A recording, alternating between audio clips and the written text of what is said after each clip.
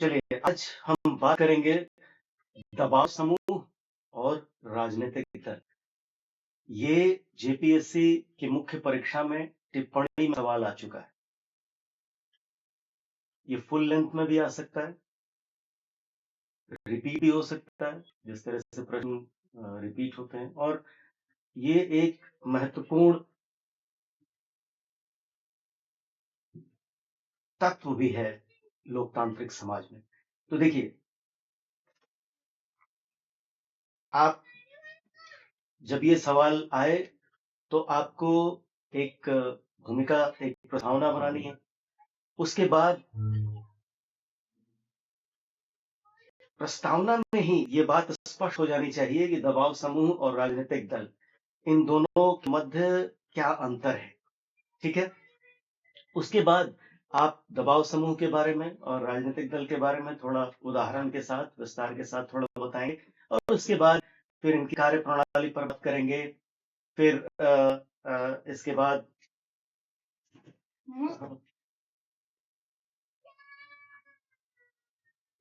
आप इसकी कार्यप्रणाली पे बात करेंगे। इसके बाद आप अंत में एक संतुलित निष्कर्ष देंगे कि दबाव समूह की हमारे समाज में, हमारे लोकतांत्रिक जीवन में क्या इनका योगदान है, और राजनीतिक दल के साथ इसके संबंधों को दिखाते हुए आप एक संतुलित निष्कर्ष दिखाएंगे।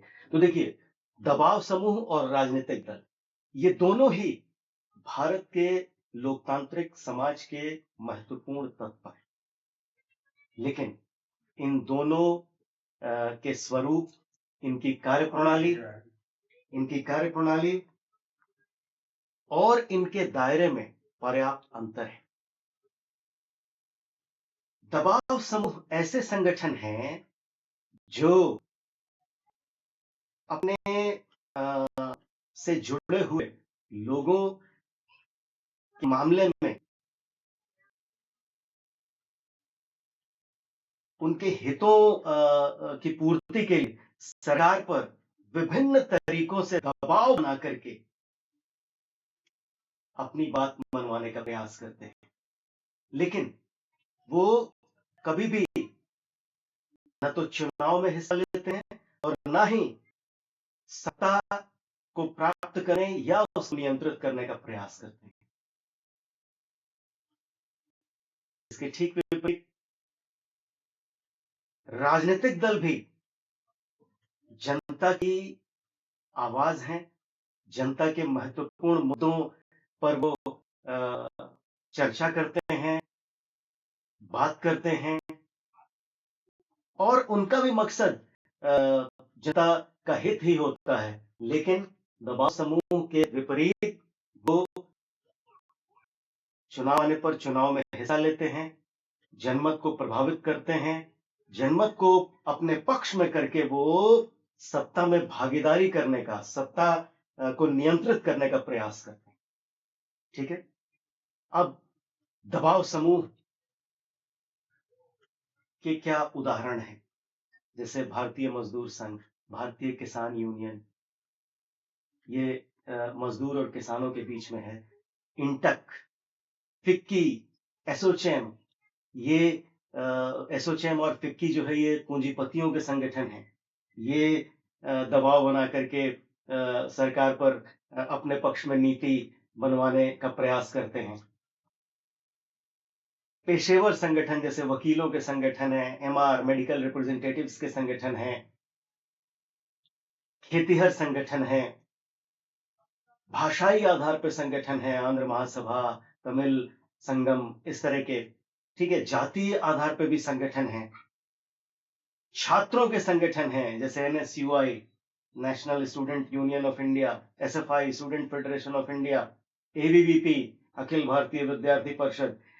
अब जो विद्यार्थियों के संगठन हैं, ये विद्यार्थियों के मुद्दे पर सवाल उठाते हैं। अगर यूनिवर्सिटी में फीस बढ़ जाए या किसी तरह की विद्यार्थियों को समस्या है, तो ये केवल विद्यार्थियों के उन मसलों को लेकर के विभिन्न प्रकार से दबाव बना करके सरकार को प्रभावित करके अपने पक्ष में नीति बनवाने का प्रयास करते हैं।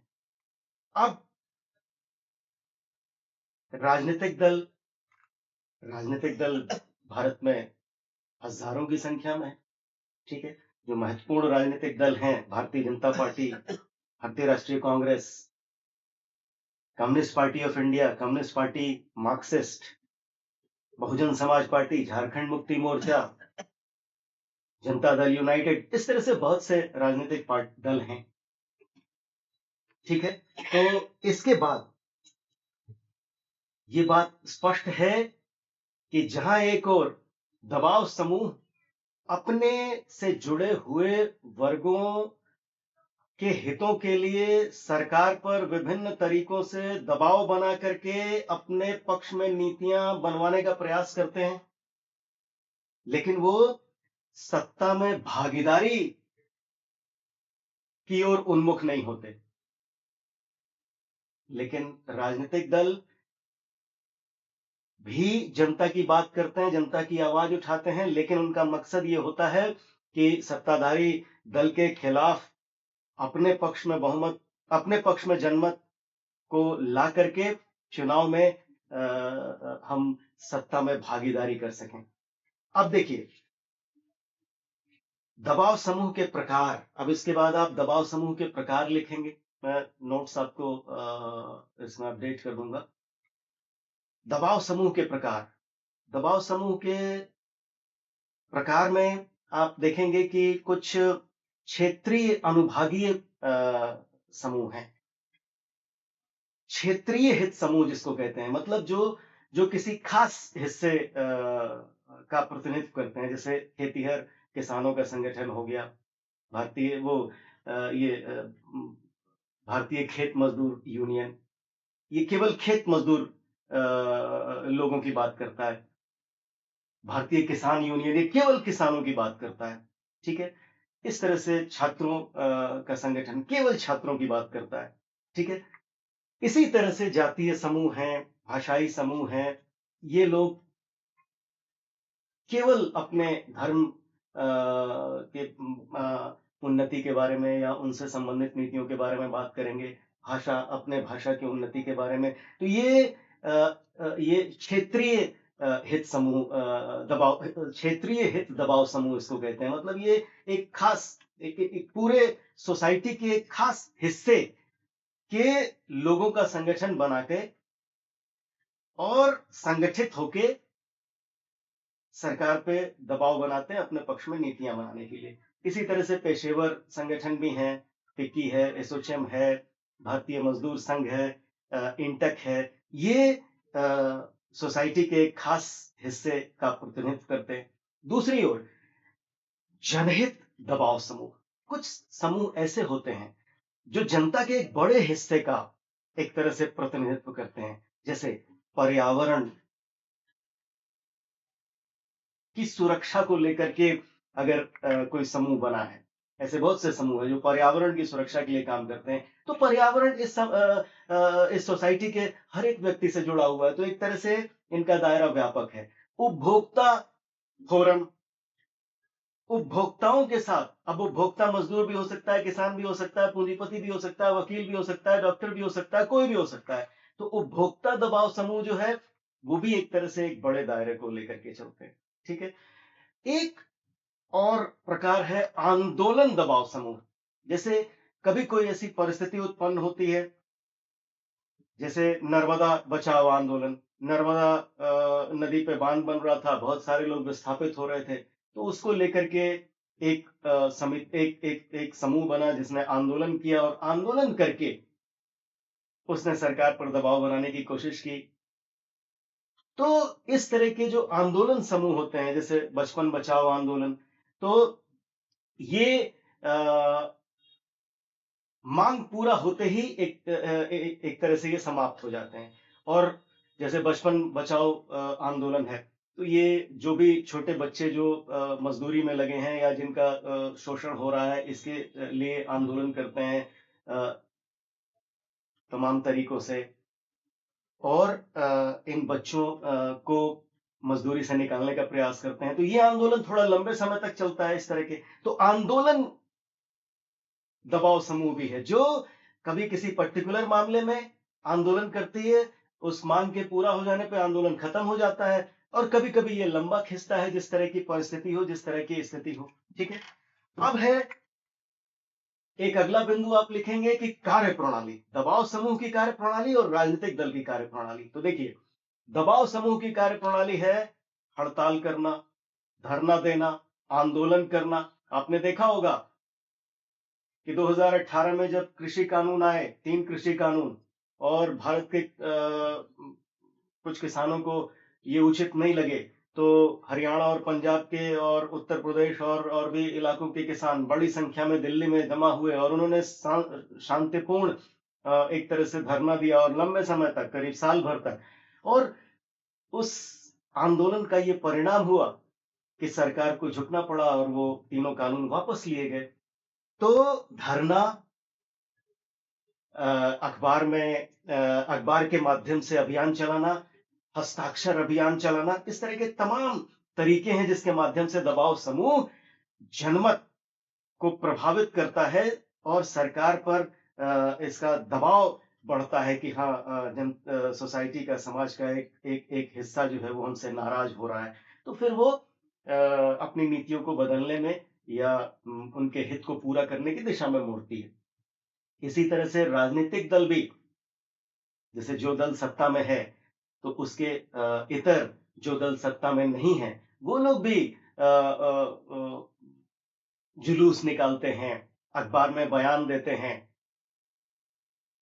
हस्ताक्षर अभियान चलाते हैं। वो भी कमोवेश इस तरह का काम करते हैं सरकार पर दबाव बनाने का। लेकिन दबाव समूह केवल इस तरह की परिस्थितियों का इस तरह के तरीकों का इस्तेमाल करके सरकार पर दबाव बना करके अपने हित को पूरा करके बैक हो जाते हैं। लेकिन जो राजनीतिक दल हैं, वो इस तरह की कार्रवाई करके, चाहे जुलूस निकाल के, चाहे बयान दे करके, चाहे हस्ताक्षर अभियान चला के, वो एक तरह से जनमत को अपने पक्ष में लेने का प्रयास करते हैं ताकि चुनाव के समय वो सत्ता प्राप्त करने की हैसियत में आ सकें। ठीक है? अब आप एक पैराग्राफ इस बात पर देंगे कि दबाव समूह और राजनीतिक दल के बीच संबंध क्या है। तो ये संबंध दो तरह का है, एक प्रत्यक्ष और एक प्रत्यक्ष या अप्रत्यक्ष तरीके से दबाव समूह राजनीतिक दल से जुड़े हुए हैं। बहुत सारे दबाव समूह राजनीतिक दल का हिस्सा हैं और कुछ दबाव समूह ऐसे भी हैं जिनका किसी राजनीतिक दल से कोई लेना देना नहीं है। जैसे INTUC, all India trade union Congress, ये कांग्रेस पार्टी का एक तरह से बनाया हुआ दबाव समूह है। एबीवी छात्र संगठन है जो बीजेपी के प्रति सहानुभूति रखता है। एनएसयूआई छात्रों का संगठन है जो कांग्रेस के प्रति सहानुभूति रखता है। एसएफआई या एआईएसएफ, ये वामपंथी छात्र संगठन है जो वामपंथी दलों से ताल्लुक रखते हैं। ठीक है? भारतीय मजदूर संघ भारतीय जनता पार्टी से ताल्लुक रखते हैं। मतलब कुछ राजनीतिक दल ऐसे, कुछ दबाव समूह ऐसे हैं जिनका राजनीतिक दलों के साथ प्रत्यक्ष या अप्रत्यक्ष रूप से जुड़ाव है। वो एक तरह से राजनीतिक दलों से उनका सीधा संबंध है। कभी वो राजनीतिक दल ऐसे जब मुद्दे आते हैं, जनता पे बुरा प्रभाव पड़ रहा है, तो वो कई बार अपने दल से सहानुभूति नहीं भी रखते हैं। लेकिन जनरली वो अपने जिस जिस भी राजनीतिक दल से वो जुड़े होते हैं, उससे लगभग उनके अच्छे संबंध होते हैं। कुछ दबाव समूह ऐसे हैं, जैसे भारतीय किसान यूनियन, इनका किसी राजनीतिक दल से कोई संबंध नहीं। अब ये जब आंदोलन करते हैं, तो आंदोलन बड़ा लंबा होता है और सरकार और राजनीतिक दल के बीच गतिरोध की स्थिति उत्पन्न होती है और जिनका प्रत्यक्ष संबंध है, वो कई बार कम समय में अपनी मांग को पूरा कर लेते हैं। ठीक है? तो अब इसके बाद आप एक संतुलित निष्कर्ष देंगे कि ये सवाल खड़ा होता है कि क्या दबाव समूह लोकतंत्र के लिए एक खतरा है? क्योंकि दबाव बनाना और दबाव बना के अपनी बातों को मनवाना, और कई बार ऐसे दबाव बनाए जाते हैं और सरकार से नीतियों को परिवर्तित करने की बात की जाती है, जो कई बार देश की अर्थव्यवस्था के लिए हो सकता है ठीक ना हो, या कोई ऐसी मांग हो जो किसी जैसे किसानों की कोई मांग है, उसके लिए वो आंदोलन कर रहे हैं और दबाव बना रहे हैं, उनकी मांग को मानने पर हो सकता है उपभोक्ताओं पर इसका बुरा प्रभाव पड़े। इस तरह की स्थितियां आती हैं, और इसलिए कभी कभी ये सवाल खड़ा होता है, आलोचक ये कहते हैं कि दबाव समूह आंदोलन लोकतंत्र के लिए ठीक नहीं है, लेकिन हम अपने समूचे आकलन और विश्लेषण के आधार पे ये कह सकते हैं कि दबाव समूह, जिसकी अवधारणा संयुक्त राज्य अमेरिका से आई, फिर और भी पश्चिमी देशों में ये बहुत ही अच्छी स्थिति में है, भारत में भी उतनी अच्छी स्थिति में नहीं है, लेकिन दबाव समूह लोकतंत्र को गहरा और विस्तृत विस्तृत करने में एक महत्वपूर्ण भूमिका अदा करते हैं, और इनका महत्व उस वक्त तब बढ़ जाता है जब देश में विपक्ष कमजोर हो। ऐसी स्थिति में दबाव समूह, विभिन्न वर्गों के दबाव समूह या जनहित दबाव समूह एक तरह से विपक्ष का काम करते हैं, और लोकतंत्र को एक तरह से मजबूती प्रदान करते हैं। इस तरह से आप एक संतुलित निष्कर्ष देंगे। चलिए।